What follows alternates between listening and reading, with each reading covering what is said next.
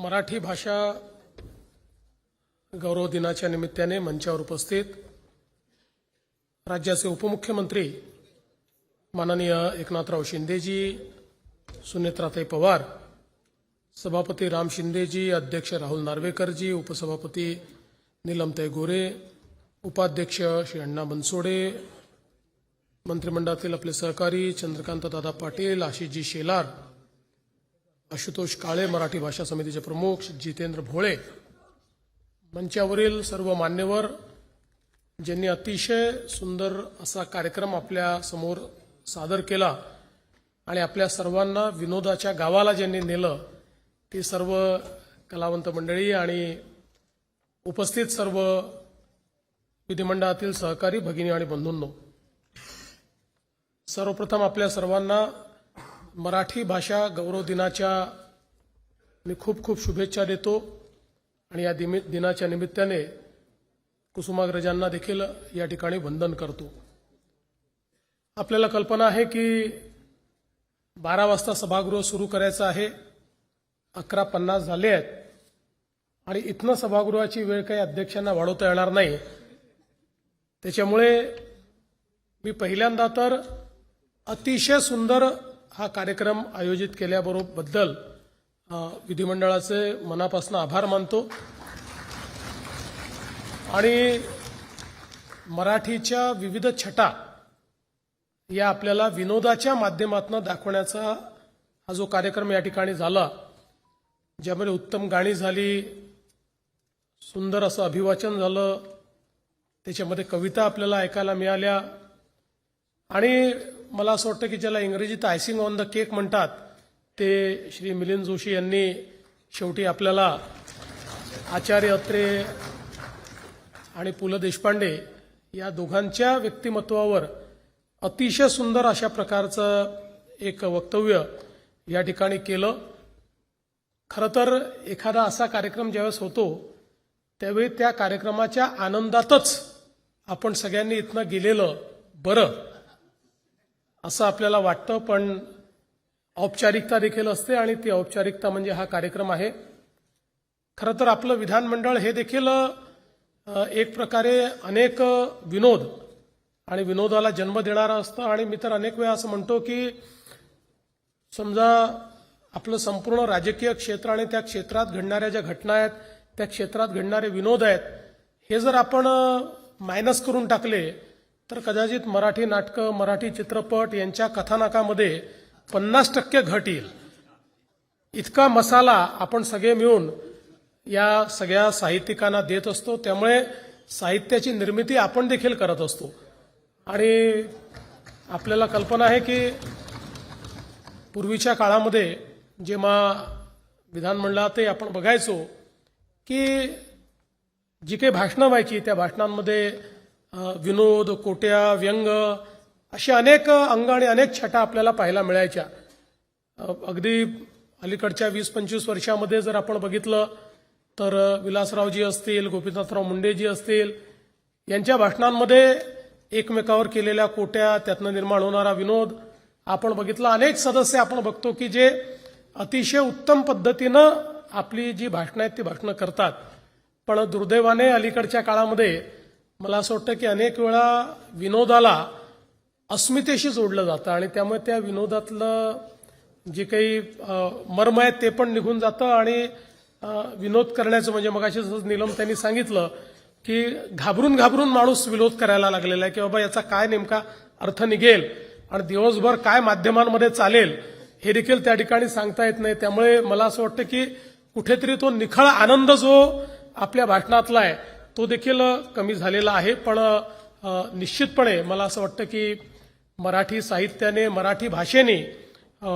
इतकं मोठं आपल्याला या ठिकाणी सगळं साहित्य दिलेलं आहे, हा विचार दिलेला आहे आणि आपण जर इतिहास देखील बघितला तर मराठीच्या संदर्भात खऱ्या अर्थानं छत्रपती शिवरायांनी आपल्याला स्वभाषेचा अभिमान शिकवला आणि ज्यावेळी छत्रपती शिवरायांनी राज्यकारभार चालवला त्यावेळी आपली मराठी भाषा ही शुद्ध झाली पाहिजे याकरता त्यांनी शब्दकोश तयार केला आणि विशेषतः त्या काळात प्रशासन चालवण्याकरता जी मराठी भाषा होती त्या मराठी भाषेवर फारसीचं, अरबीचं आणि वेगवेगळ्या भाषांचं एक आक्रमण होतं आणि त्यामुळे अशी प्रदूषित झालेली मराठी भाषा ही पूर्णपणे शुद्ध करून त्या संदर्भात एक कोश निर्माण करून आणि छत्रपती शिवरायांनी प्रमाण भाषा काय आहे हे आपल्याला सांगितलं. त्यामुळे भाषेचा जो आपला अभिमान आहे हा अभिमान छत्रपती शिवरायांपासून त्या ठिकाणी सुरू होतो आणि भाषेची आपली जी यात्रा आहे ती यात्रा अर्थातच कुठेतरी ज्ञानोबा तुकोबांच्या या सगळ्या प्रवासातनं आपल्याला पाहायला मिळते. आणि मला असं वाटतं की अगदी सुरुवातीच्या काळामध्ये लीळाचरित्र असेल किंवा वेगवेगळ्या प्रकारची जी काही वाङ्मय लिहिली गेली की ज्यांना आपण आद्य ग्रंथ म्हणून या ठिकाणी संबोधितो त्यातनं मराठी आपली किती अभिजात आहे हे आपल्याला पाहायला मिळतं. खरं म्हणजे या गोष्टीचा देखील आपल्या सर्वांनाच आनंद आहे की आपण तर मराठीला अभिजात आहे हे मानतच होतो, पण त्याला राजाश्रय मिळण्याची आवश्यकता होती. माननीय मोदीजींनी मराठीला राजश्रय देत त्याला अभिजात भाषेचा दर्जा दिला आणि म्हणून आपल्या सर्वांकरता ही अभिमानाची गोष्ट आहे. खरं म्हणजे कविश्रेष्ठ कुसुमाग्रजांनी म्हटलं, माझ्या मराठी मातीचा लावा ललाटास टिळा, तिच्या संगाने जगल्या दऱ्याखोऱ्यातील शिळा. अशा पद्धतीची आपली ही मराठी भाषा आणि मला असं वाटतं की या भाषेची श्रीमंती आजही अगदी तासभराच्या कार्यक्रमामध्ये आपल्याला पाहायला मिळाली. खरं म्हणजे सगळ्यांनीच या ठिकाणी सांगितलं की आपली ही भाषा महाराष्ट्रातल्या दर 5-7 किलोमीटरवर कशी बदलते. आणि माझ्यासारखा विदर्भातला माणूस मुंबईला आल्यानंतर सुरुवातीच्या काळामध्ये फार आम्हाला अडचणी होत्या, कारण शब्दाला काबे साल्या असं अतिशय सांस्कृतिक मराठी मी बोलायचो. पण इथे आल्यानंतर माझ्या असं लक्षात आलं की ही संस्कृती मुंबईला काही पटण्यासारखी नाही आहे आणि पुण्यात तर मला त्या ठिकाणी बहिष्कृतच केलं जाईल. त्यामुळे मी आपलं हळूहळू थोडंसं स्वतःला म्हणजे चांगलं मराठी कसं बोलता येईल याच्याकडे मी नेलं. पण प्रत्येक भागातल्या मराठीचा आपला एक गोडवा आहे, तो गोडवा आपल्याला कायमच ठेवायचा आहे. आणि त्याचसोबत सगळ्यात महत्वाचं आहे की आज आपण सगळे लोक मराठीचा या ठिकाणी गौरव करतो आहोत, तर या गौरवाच्या निमित्ताने आपली भाषा ही जास्तीत जास्त लोकांपर्यंत पोचली पाहिजे आणि त्यातलं जे अभिजात साहित्य आहे ते जास्तीत जास्त लोकांपर्यंत पोचलं पाहिजे. यातल्या ज्या लोककला आहेत, कारण भाषा ही केवळ अभिजात साहित्याने जिवंत राहते असं नाही, तर ती लोकभाषेमुळे लोककलेमुळे त्या ठिकाणी जिवंत असते. त्यामुळे या लोककला आपल्याला आपलं लोकसाहित्य, आपलं लोकनाट्य, आपली लोकगीतं ही सगळी कशी आपल्याला जिवंत ठेवता येतील, ती कशी आपल्या पुढच्या पिढीपर्यंत आपल्याला नेता येईल हे आपल्याला बघावं लागेल. मगाची विंचू चावला आपण बघितलं.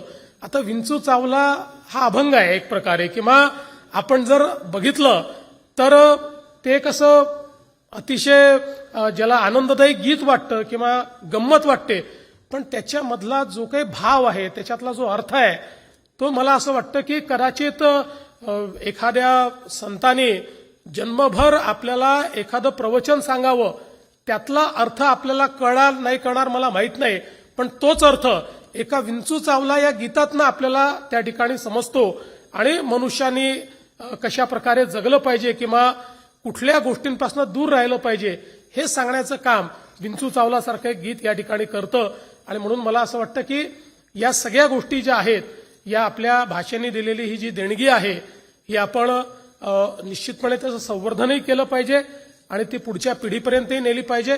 आणि त्याचसोबत आपली भाषा ही ज्ञानभाषा असली पाहिजे, कारण जगाच्या पाठीवर त्याच भाषा जिवंत राहतात ज्या ज्ञानभाषा होतात, ज्या व्यवहार भाषा होतात, ज्या भाषेतनं व्यवहार चालतात.